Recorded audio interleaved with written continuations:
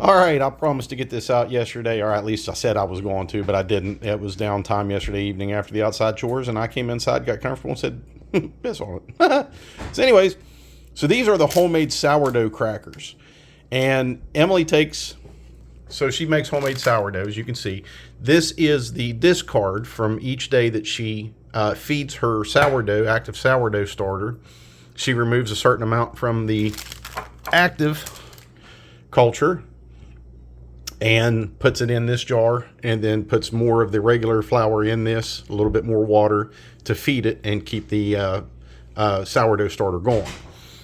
So, what are we going to do with all that discard? Well, she started saving it, kind of got online, started looking at everything, and she seen where they were making crackers. So instead of wasting your discard, she's been making crackers here at home, and I'm going to tell you, these things are fantastic. These are cheddar crackers, and I'm going to let her show you how she does it, and that way you guys can see how everything goes. Great stuff. Great alternative to store-bought crackers. Tastes better than the Cheez-Its. Yeah, I couldn't think of the name of it. Tastes better than the Cheez-Its, the store-brand Cheez-Its, all the way around. And it's what? Flour, water, and a couple little bits of seasoning. Bit of seasonings and butter. Yeah, they're seasonings and butter. Really easy to make, and you can kind of switch your seasonings around to make them taste however you want. All right, let me get around here on the other side. That way I can show you guys the process. Okay. So this is the discard. And you need about a cup of the discard. So I just use this little scoop to help measure. Sometimes it'll pour into the cup all right, but this is just easier sometimes rather than making a huge giant mess. So she keeps her discard in a jar in a refrigerator until she gets enough of it. A word of advice is to take your jar out of the refrigerator and let it warm up a little bit before you do this, because it'll spread a lot easier when she spreads it out. It gets real kind of thick and goopy. So it's just a little bit easier once it's warmed up a little bit. So I've got about a cup there. I'm going to dump that into my bowl. And just kind of clean that out of there. And I'm going to loom over your shoulder here, give them all kind of a point of view here. And then that's 3 tablespoons of melted butter. I'm just going to dump that in there with it. And that is butter, not margarine. Yes, do not use margarine, butter. All right. So then the seasonings, and you can kind of do what you want. We've kind of found what we like, and this is 2 teaspoons of Salad Supreme seasoning. You can make your own with different herbs, but I just buy this, then it's easy and it's already all together. A teaspoon of salt, a teaspoon of rosemary. You can see the little green flakes in there. That's stuff that I dehydrated out of the garden this year. And then a half a teaspoon of garlic powder. If you don't want to use the Salad Supreme, you can just use like rosemary and thyme. If you'd want them to be more like an Italian herb cracker, you could just use basil and oregano. You can kind of tweak them around to whatever you want or whatever you like. What's your favorite flavors sort of thing. They're kind of a blank canvas. You can do what you want to with them. Dump that in there. And mix that all up. I've made some that are spicy, and I've put like some cayenne or like Tony Sacharins in there to, give them a little more heat. So really kind of flexible on whatever. And as you make different batches, you can kind of see what you like or whatever you want in them. So get that mixed up in there. And then because I want these to be cheesy, I have about 2 ounces of extra sharp cheddar cheese that I have grated up really fine there. I'm just going to dump that in the bowl. And give that a stir, get that mixed in there. You can use Parmesan cheese. Any of like your harder cheeses will work better. I've not made them with softer cheeses. You probably could, but I don't know. They might not mix and spread as well, but this extra sharp cheddar works really well in them and gives them a good cheesy taste. All right, so now that's mixed up real well. You good? Yep. I'm gonna dump this out onto a parchment paper lined cookie sheet. And if you have silicone mats, you can use those. I usually use parchment paper because then I can just, when they're done cooking, I can just get rid of the parchment paper. I don't have to scrub my mats or deal with the greasy from them. All right.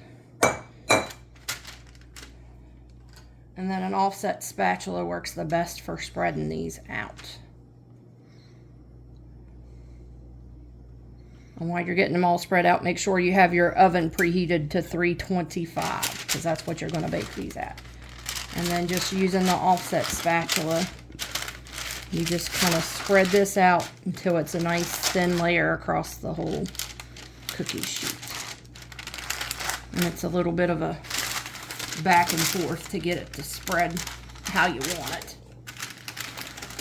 Cheese kind of thickens it up. Yeah. Now you gotta watch sometimes. If you keep moving it around, you can kind of spread it a little better, because if you keep just going from the center, then you end up making your centers too thin.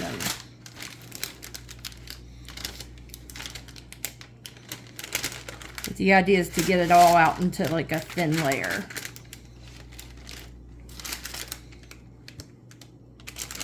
Because then it bakes more even.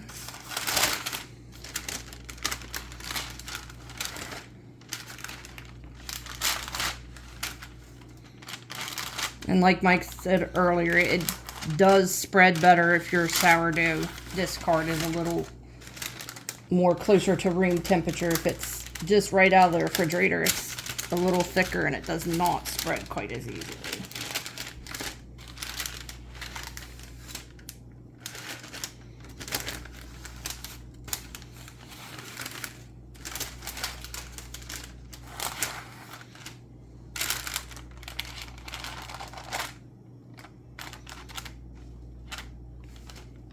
All right.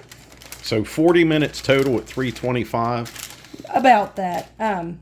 So when you first do them, you will put them in for 10 minutes. I lost my salt. Where'd my salt go? Oh, right here. Oh yeah, gotta have the extra salt on Like top. a little extra salt on the top, because you know most crackers that you get have a little extra salt on the top. Trying to not have that go all over the place.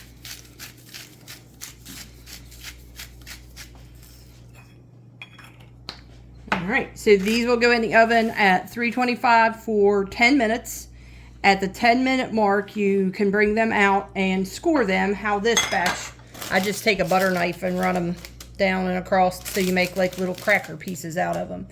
And then after that, you'll put them back in and put them in for an additional 20 minutes. Check on them, see how they're browning, and then you may need to add a few minutes after that. Hot your oven is and how thinned out they are. After you've been at that 20-minute mark, kind of watch them close to make sure that they don't start burning, because at that point they can finish out pretty quick and you don't want to burn them. All right, so you can do any kind of flavoring that you want on these. Like I said, she's been doing this and we really like them. The kids really like them. And it's very simple ingredients here. I mean, the only store-bought ingredient other than the, well, of course, the salt, but we use Redmond salt, is the Salad Supreme, and this is really good. This has a really good flavor to it. And then the rosemary and all the other herbs and stuff. Rosemary and stuff I have out of the garden. It's all out of the garden here that we've dehydrated and put in jars. So don't waste your discard. Stop buying that crap with 27 ingredients from it and a little cracker from the store. Make your own. Don't waste your discard for your homemade sourdough. The sourdough is only flour, and we use non-chlorinated water in it. They say you can use regular tap water, but we live on a rural system, even though we have municipal water, and we get this, what they refer to as these chlorine boluses or chlorine slugs, because it's a slow turnover rate in this area. So sometimes you turn on our faucet and it just smells like a freaking hot swimming pool. So we have the Alexapure filter, so any of the water that we use is either bottled spring water or comes out of the Alexapure, and that way you don't have that extra nasty chlorine smell to it. But you could try all kinds of different recipes and stuff at home. This is the best way to, I mean, that we like it, the kids like it, and we just store them in mason jars with lids on top of it. Just simple like that, and they don't last long here, trust me. And it's a heck of a lot more healthier for you than that store-bought stuff. So that's it. That's for the crackers. We're probably going to get the greens done tomorrow. She's got, what do you have soaking tonight? Beet seeds? I have beet seeds to plant, microgreen beets. Okay, so the microgreens that we're going to harvest, we're going to do those tomorrow evening. Now, we used the hemp mats this time that came with the kit, and they grew fine. I mean, they're about that tall, but I think we're going to try soil pretty much exclusively on all of it that we do now. We're going to do beets and carrots, so beets and carrots have to be in soil. They can't be in the mats. So some of your greens can be grown on the mats. Others have to be grown in the soil. I think we're just going to try the soil with everything now and see if we get a little bit better results. I mean, like I said, they grew fine, but they're about that tall now. The radishes that we grew, they're really tall. But, oh my God, those things are strong. Jeez. They have like an onion taste too. Yeah, very strong. They're Rambo radish, is that what they are? Rambo. Woo! Rambo purple If you're gonna put those in a salad mix, I'd put like maybe 2 whole little stalks in the salad, because wow, they're tough. But that's it. Did I get the woman cooking and baking here, buddy? Oof. I already have been. I done whipped anorexia's butt a long time ago, so. Chocolate cake yesterday. Oh my God, I know, so good. She's finding all kinds of uses for stuff around here. Wintertime, not a lot to do. A lot of sourdough discard Lots recipes. of sourdough discard recipes. So, all right, guys. Like I said, very simple ingredients, very easy to do. 325 in the oven, 10 minutes. Bring it out, score it into the little cracker shapes that you want. Put it back in, probably a total of 40 minutes, depending on how your oven cooks. But keep checking it. Don't overcook it. Try them. You're going to love them. That's it. Stay prepared. Stay free. God bless y'all.